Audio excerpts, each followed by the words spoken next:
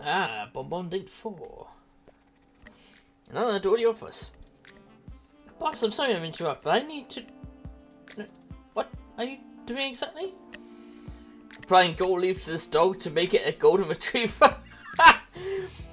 A guided meditation to visualize crushing Her Majesty in our shuttlecock tournament this week.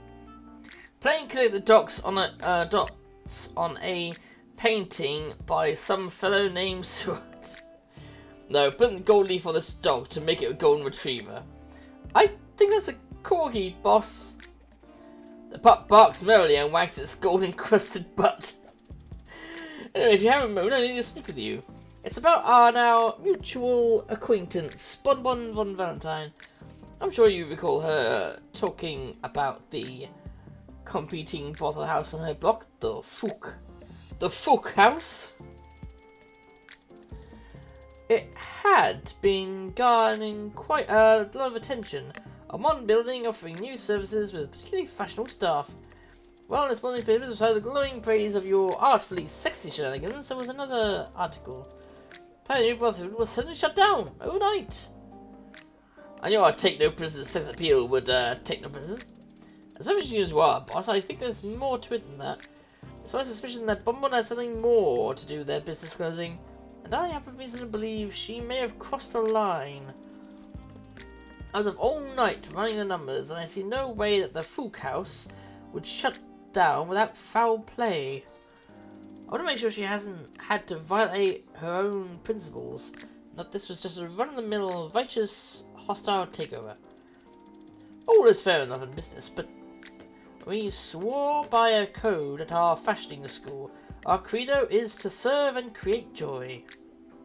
Other fashioning schools were about training proper women. Yes, but our school is a little more unique than that. It's boring. Chateau Montacova is a full-service school where we learned all the various ways to please, both in and out of the bedroom, for our own empowerment. The curriculum was intense, grueling, even there's no more rigorous school for learning such as a wide variety of skills. Bob and I were roommates. It's a long and sexy backstory worthy of its own spin-off. Yes, it is. Tell me. But every night when I tried to make time to study, she'd start tugging down the sleeve of her shirt. She'd slide a little closer. She'd wink.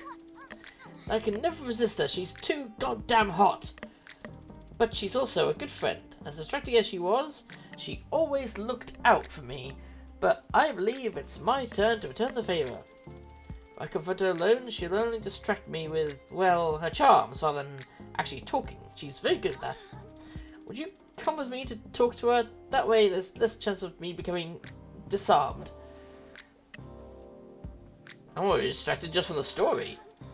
Like to the club, it's embarrassing how many lessons I missed because we couldn't stop, you know. No, I'm sorry, but I'm afraid I must call in one of those blood debts you owe me. I was hoping that you had forgotten about all those lawyers I made you strangle. I never should have traded blood debts for toilet paper, but you're a shrewd businessmate. Yes, all those times I needed you to scratch that part of my back I can't reach. You know what, for the insanity of it, let's go for the whole strangled lawyers. We'd better take precautions so she can't seduce us out of our mission. We'll need to dull our senses so they don't get titillated. We'll need to fully satiate our sexual desires before seeing her. Excellent idea, boss. How should we go about doing that? Let's bang our way through all her staff before we go see her. Oh, you're going to help. Bonbon, you need to bang me at least 12 times. Boss? Well, it's just that we don't have enough time for a fully flashed out sex scene, and I was kind of imagining we would rip your clothes off in one motion. Bismay carefully picks up the tattered remains of your clothes off the floor, folds them and places them on the side table. Yes, this will do fine. I will do my best, boss. You both end up doing it so many times your mind begins to tire of it. Your body becomes bruised, your mind numb. The thought of having sex begins to bore you, as would drinking the same soup every meal or wearing the same hat to every gala. Well, I've had enough of that. I'm ready to go see Bonbon. You're at Bonbon's office, the secretary shows you in. I think it's working. I have no desire to fondle or nor canoodle the sexy secretary. Mrs. von Valentine will be right with you. It was clean hurry down the hallway towards you. Her voice carries ahead of her, talking to one of her staff. Why don't we start offering group rates? That'll take care of the clientele overflow next time we've got too many customers. We'll advertise it as a way to meet new friends, like speed dating, only... Oh! What a delightful surprise, my dear business partner and my dear friend. To what do I owe the exceptional pleasure of your visit? You two look exhausted. Are you drinking enough liquids? We're here for an intervention. Pardon me? We're here because I'm worried about you, and we've taken precautions to make sure you don't distract us. Interesting, but I don't see what you're so worked up about, darlings.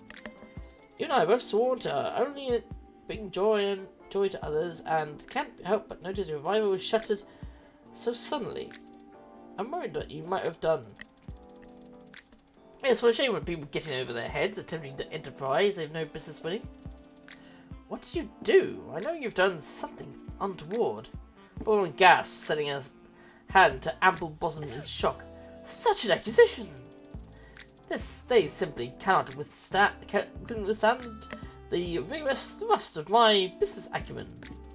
The boss helped me a great deal in debuting a novel and naughty new foray that drew a great deal of praise and attention, and then, you know, this is normally the part where I would seduce you, so I don't have to have this difficult conversation. Bunny, it's me.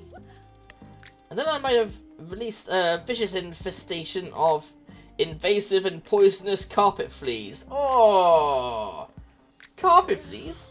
Yes, and not the carpets on the floor either. Nefarious, scandalous, absolutely genius. Boss, you're not helping. That seems awfully low, Bonbon. I know that you're running a business and deadly serious, but often literally. But this just doesn't seem like your style. Nonsense, I'm not about playing dirty in business or in the bedroom. But this isn't what we learned at Chateau Monte Carlo. They taught us about more than domestic service, mortal combat, and vigorous bedroom athletics. Vigorous bedroom athletics. Learn empathy and thoughtfulness, how to listen and have stimulating conversations. We learned how to be gracious guests and generous hosts. We also learned not to fuck with sex. We're supposed to be sex positive, not sex saboteurs. Yes, of course. But that was years ago. We've gotten older and you're secure in your work, but what about me? If I'm not keeping up with every trend and fashion, new bullshit, hot new bullshit, I'm going to become obsolete. I'm supposed to compete with someone 10 years younger than me. Quality service and good taste in the style. Very good point, boss. Oh, Rose, I suppose you're right. I let my vanity get the best of me, and that'll never a good look, which seems somewhat counterintuitive, but here we are. It's not like me to be so heartless. I know, but you're still the sweetheart, enthusiastic, incredibly sexy person you've always been. You know better than anyone that servicing others evaluates us all, and you're the best there is. I really needed to hear that. You've always known just what to say, Rose.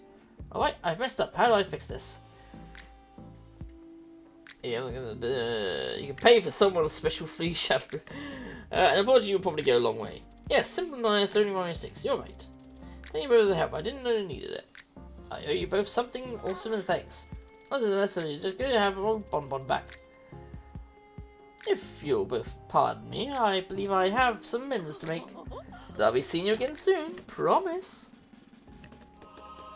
Oh. Very nice.